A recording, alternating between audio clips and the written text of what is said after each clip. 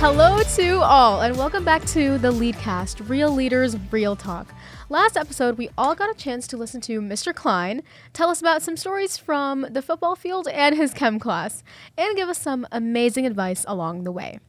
On today's episode, I'm excited to welcome Emelia Xenos, an amazing leader in our community from IA East. Hey, Emelia. Hi, I'm excited to be here.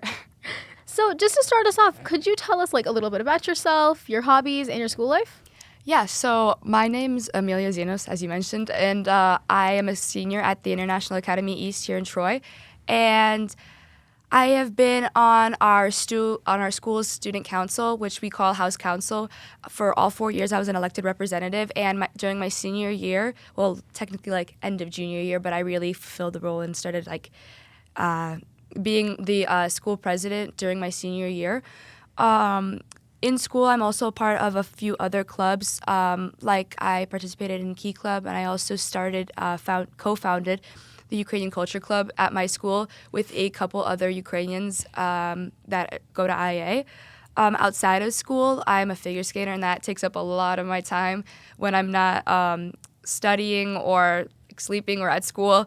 You'll probably find me at the rink. I also play piano. That's kind of a slight passion of mine. I'm really connected to my Ukrainian side, and I kind of find my Greek side through piano. So, yeah, I guess that's a little bit about me. Wow, that's so cool. How long have you been figure skating for? I've been figure skating for as long as I can remember. I think I started around first grade, and so it's been a huge time commitment, but it's definitely something that I love, so I don't plan on stopping. Wow, that's so cool. Oh my gosh. And I think we already kind of covered it, but what activities, just not in the classroom, but just anything, any leadership roles that you do that, you haven't already said before? No, not really. Okay. That's you basically covered everything. Okay, cool.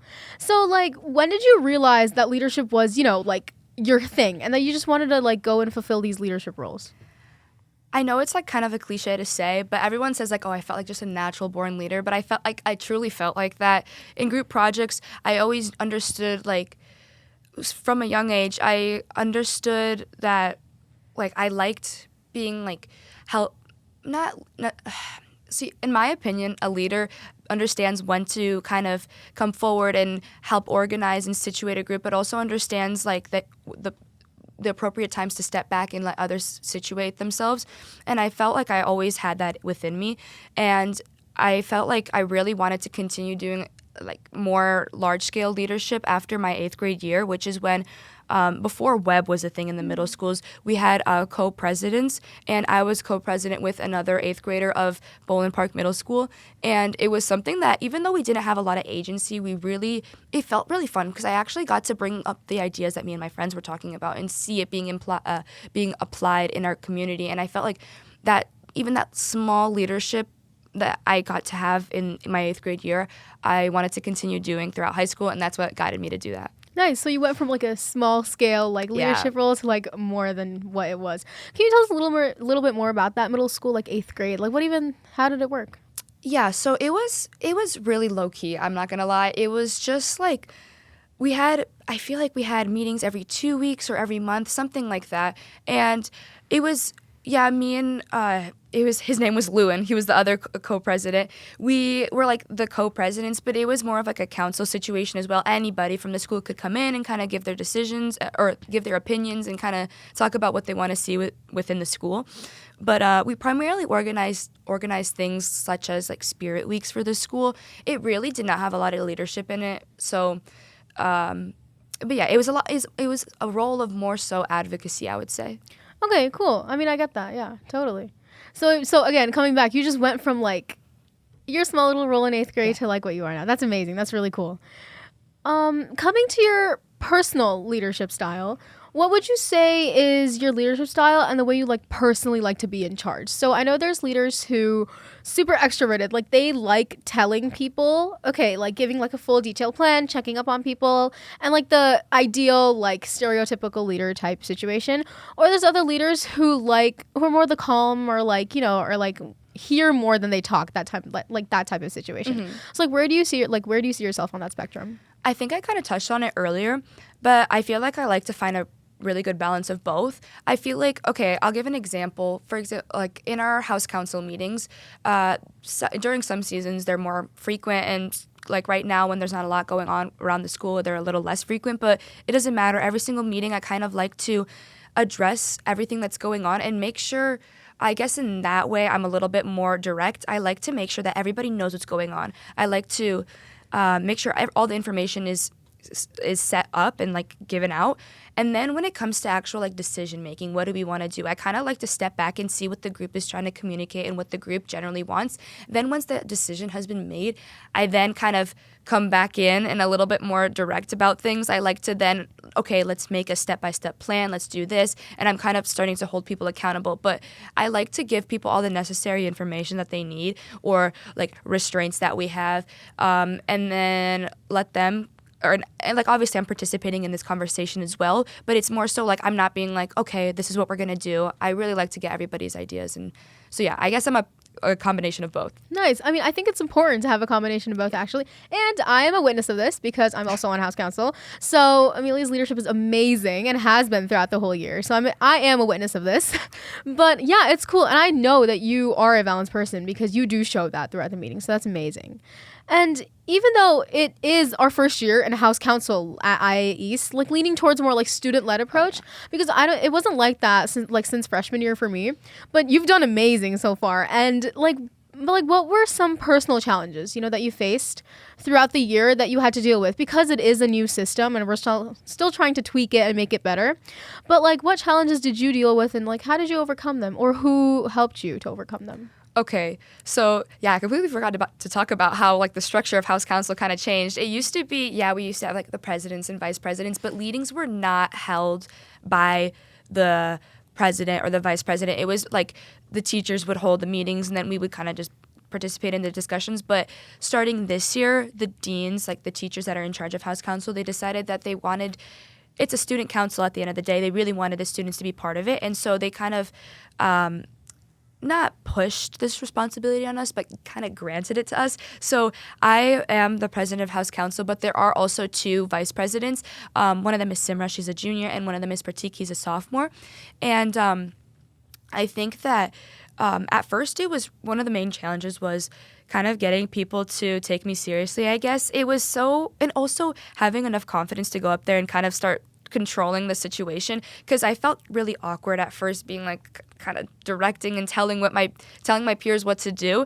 But as time went on, I kind of realized that people didn't view it in such a weird way like I thought that they would be viewing it, and that gave me the confidence to speak in front of the crowd. But and also I started to understand that there was a mutual respect between one another, and then I think that people started listening to me more. And also I think that along the lines of like being direct, it was hard for me to like, how do I say this? Okay, I'm gonna bring up an example. Is that okay? Like a little story. Yeah. So during homecoming, that was like one of the first big event that we had to plan as a student council, and where the teachers were like, okay, here's all your responsibilities. Like you guys got to figure this out. We just control the bank account.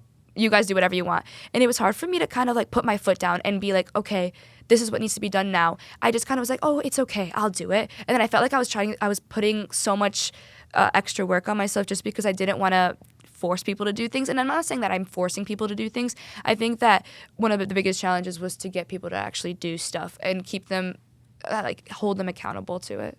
Sorry, right. I kind of rambled along there. No, you're good. Because, I mean, that's true. I mean, even in, like, a group with, like, elected people, I think there's always times where, like, some people like to slack off and things like that. And as a leader, and as you being the president, that's such a big responsibility to, like, hold all these people and, like, control them and get things done. So, I mean, homecoming was amazing this year. So, I mean, the turnout was really great, even in the end. But, those are some great challenges. I mean, overcoming them was, I mean, even for me, like I could see the changes happening. I could see the different, even just on the like receiving side of that, even if I was just attending the meetings giving my opinion, I think the receiving side of it was like, wow, this is a big change. And I think it's gonna take, like, it's not gonna be perfect on the first run. So yeah, for sure. And I feel like even with this like more student-led structure, we really are seeing changes that we want to see versus, I feel like because without a teacher standing in front of the room, it really feels like just me and a friend talking about what we want to see change-wise. And then the deans, the teachers will just butt in if something is just logistically not going to work out. And so I actually really, now that we're a little bit more established, I actually really like this new structure. I know, yeah, me too. I think like even when I know we've started like with we also have, just for context, we also have like houses like at our school at I East. So I like also the fact that like houses present at each meeting. I think that's also really cool. That's a cool structure too. But yeah, wow, that's amazing. Yeah. Even just a year, there's so many things that happen, for real. Next, being a leader, I'm sure you have had to deal with like a lot of people who don't really know how to make their own voice be heard in a group, or like create a space around them for themselves to feel comfortable sharing their opinion, you know? So have you ever seen people like that, and like have you ever tried to help? Okay, I guess this like starts with me, but then it will like address the question that you asked. I always tried to be that kind of person where I'd never fit into a certain friend group. I know that this like may sound weird, but like give me a second. I really didn't want to associate myself with just one sort of kind of one kind of people, like, and I wanted to be friends with everybody. I wanted to be acquaintances and have friendly relationships with everybody, at least in my grade. And then I've extended this now to more the school as well. I tried to I'll see somebody that I like their shoes or whatever, and I'm never afraid to compliment them and start up a little conversation and build that relationship. And I think that has allowed me to also then, like, when I see somebody that's afraid to speak up, because I've already have a little bit more of an established relationship with them and they trust me and we're familiar with one another, I think that has now like given me the power and the ability to go up and ask them directly and be like, hey, what do you want to see done? Or like, is this uncomfortable for you? You want something to be changed? Or not want, what do you see the future as for our school or for a community, for yourself? What do you need to be done? And I think that through me being like a very universal person and adaptable to a lot of different kind of people, that has allowed me to do that. Wow. I actually really like this unique approach, because I never thought about like building a backbone and then working off of that. That's really cool. And I mean, I can agree with you too. I feel like as a person, I am too, like, not really like grounded down to the same type of people, because I feel like diversity is so important. I feel like even at school, we see people hang out with people that they connect with the most or have the most common like things within them. And I think branching out of that and like talking to other people is so important, because it ties back to you being a leader. Because when you're put in situations that you don't know anybody, or you don't know, like, I don't know this person because we don't have X, Y, and Z in common. Like, how do I, like, you've never experienced that. So going out and about and just on a tangent or like talking to people, or like, hey, even if it's just like, hey, like, I love your shoes, or like what you were talking about, that's so important. And I think that is what makes you the leader you are today. Yeah, I agree. I think it's just something that obviously there's like different kinds of people, more extroverted people, more introverted people. But I think that even just sitting at a table in class when you don't know anybody, you got assigned seats, just start up a conversation about anything. And I've actually made quite a few friends after I kind of adapted more of this approach with like for myself during my end of sophomore year, junior year. I feel like I already, through that, I've gotten familiar with my entire class, like I said. And it's like I can walk up to somebody and be like, hey, what's going on?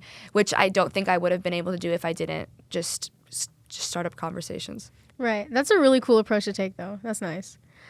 So students and leaders alike have to deal with so much stress every day, like whether it be school, your friends, your relationships, or just anything like that. Since you recently finished it for college applications for a while now, how do you think you managed your stress throughout that? And as a leader, what do you think you can, like, what lessons could you have taken from that? I think how I manage my stress, and also a lesson that I would like to give to others, is I guess prioritization. Like I think that I was really good, especially during the first semester this year, early fall, like first quarter kind of deal, where college apps were due, house council was crazy. There was a lot of homework, IB, like internals. It was just crazy. There was not a single day that I could come home and not have homework. But I realized, like, I guess it's a combination of prioritization and also time management. I know it's like a cliche answer, but it really is the best thing.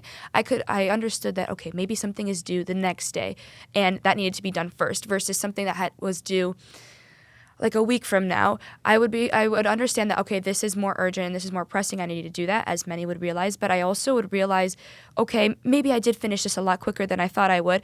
Let me start getting a head start on future things, just so that I wouldn't be so stressed when those things did come up. And I know it's like a cliche answer, but it really is the best strategy. Yeah, it makes sense. I mean, time management is just such an important skill, even for like just like homework in general, or even just like when it comes to planning events or like managing people. Because I bet you had to take account, even just let's just like zone into like homecoming.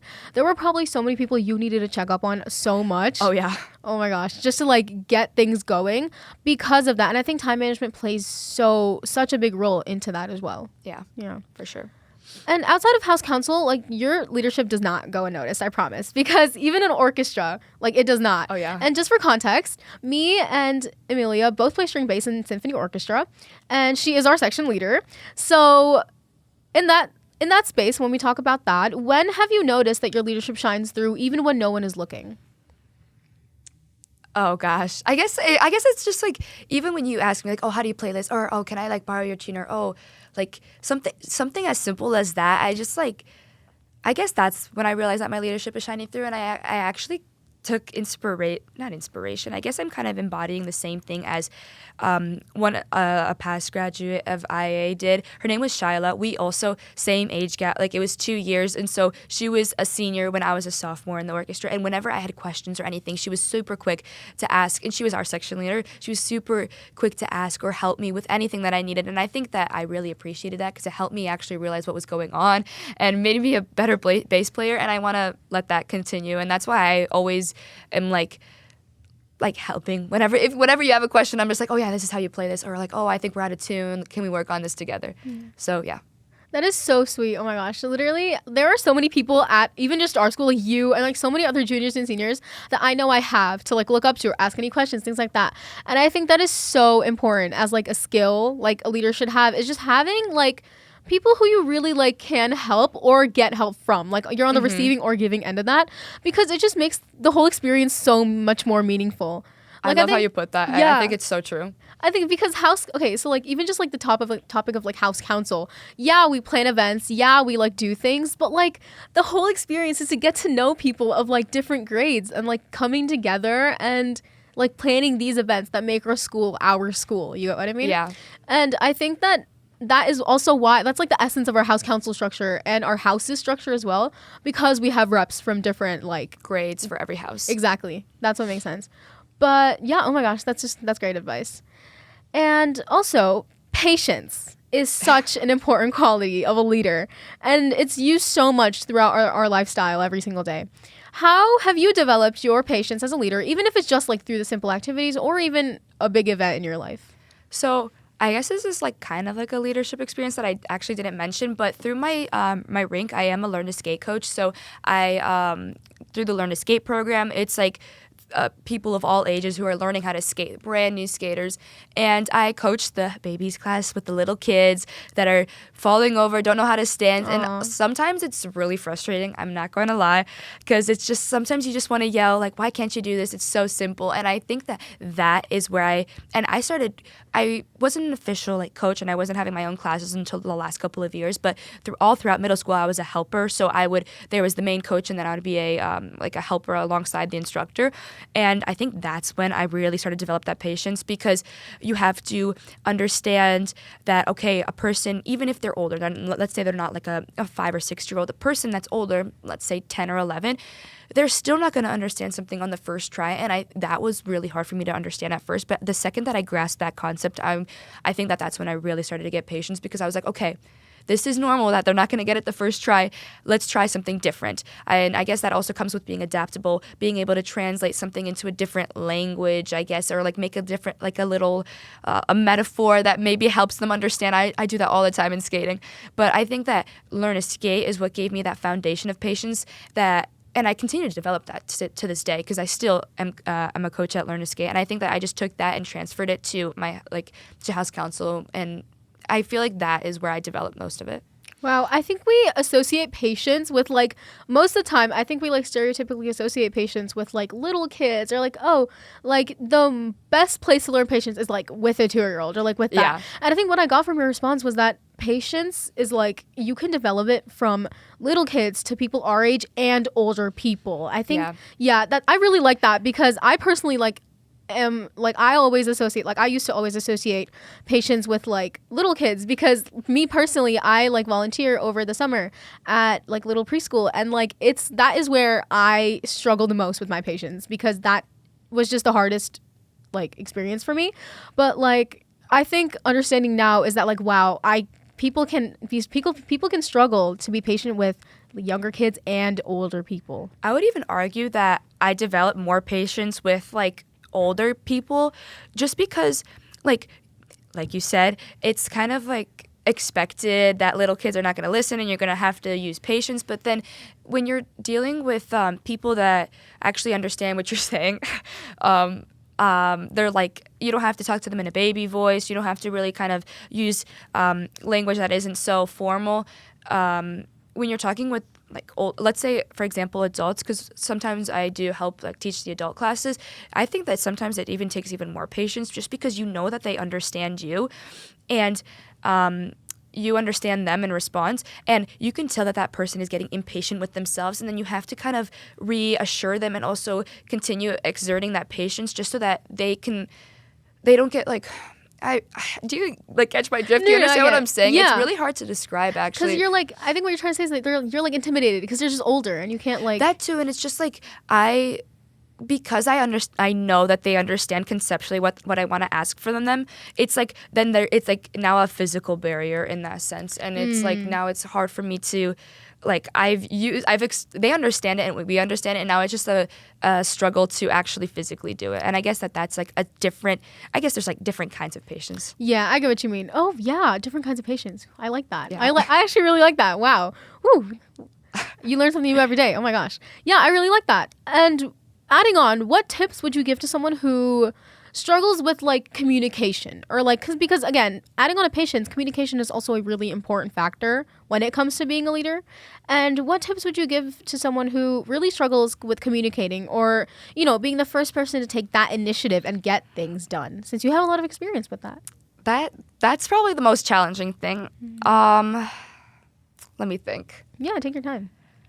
I think that a piece of advice that I would give is probably like, okay, you don't have to communicate with a person that is like super important, you would say. Let's say you're just communicating with your friend, somebody that you're super close to. Hopefully then you guys can work through like whatever that it is that needs to be communicated or worked through together. And then through that, you can kind of build a team around yourself that can work towards that goal of ultimate communication, I guess. Like I'll take, for example, me and Simra. We have, since day one, I guess we just like clicked. I don't know what, but we were so open with one another. We were like, oh, honestly, I don't think we should do this. Yes, we should do this. And then together, then we kind of created a plan of action that was then communicated to the entire council. And I think that then having that just even one person that you can start this communication with then can help you help it develop into a larger form. Yeah, so like starting off with your comfort zone and then branching out. I like that. Yeah. That's some amazing advice. I hope you're listening, because that is some great advice. And since we are nearing the end of our episode today, I want to congratulate you on surviving the LeadCast hot seat here. And lastly, every guest finishes with a sentence, leadership means blank. If you can just answer based off of what you think in your opinion. So what do you think? Oh gosh. I would say moral of the story of what I was talking about is that leadership is adaptability, how good you are at adapting to all sorts of situations, whether it's communication, whether it's patience. I think that's what I would say it is. Wow, that's an amazing answer. Adaptability. Every guest says something so new, and it's just amazing to hear every single person's perspective. If you thought today's guest was amazing, wait until you hear who's next. I want to thank Emelia so much for coming out today. Thank you for having me. Thank you so much.